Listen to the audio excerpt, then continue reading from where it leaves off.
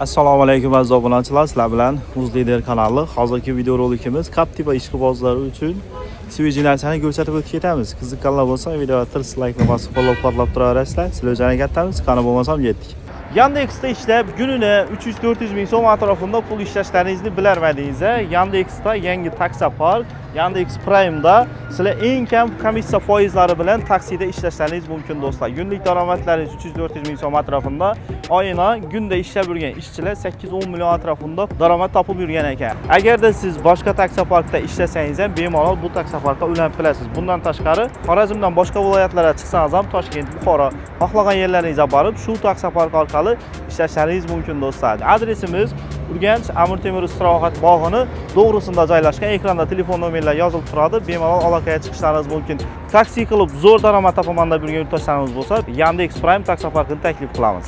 Xo'sh aziz yurtdoshlar, 2013-yil Switch narsa ko'pchilik Captiva'ni ishqibozlari uchun bu narsani o'zini addini tushiribmiz. Boshqa mashinalar bilan aralashib tushirsak, ko'rimli qolishlaringiz mumkin. 2013-yil mashinada bir dam kraska yo'q, bir odam haydagan. Xo'sh. Salon qismiga keladigan bo'lsak,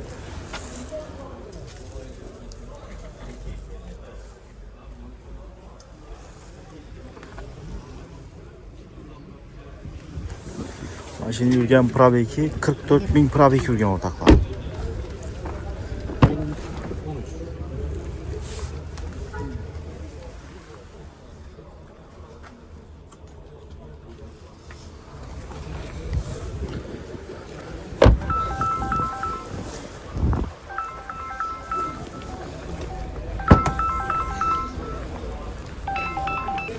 Yine ortaklar.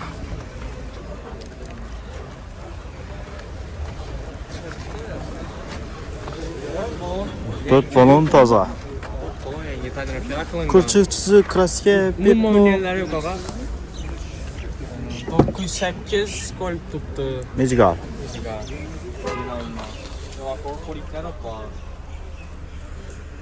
Nasib etsam menga shunday mashinalar minish. Men propan qo'yilgan o'rtoqlar. Narxini necha so'm aytdingizlar endi? 200 million so'm aytilish bahasi ustunda kelishiladi o'rtoqlar. Shu cho'padan qilib ko'rish o'rnam desa bo'ladi og'a. Ha.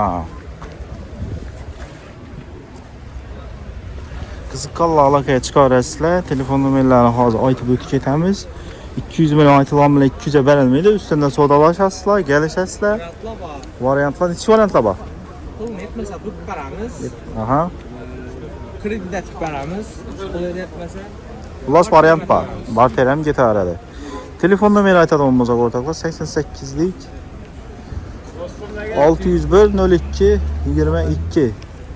Shu nomerlarga aloqaga chiqarasizlar o'rtoqlar. Sog' bo'linglar, salomat bo'linglar.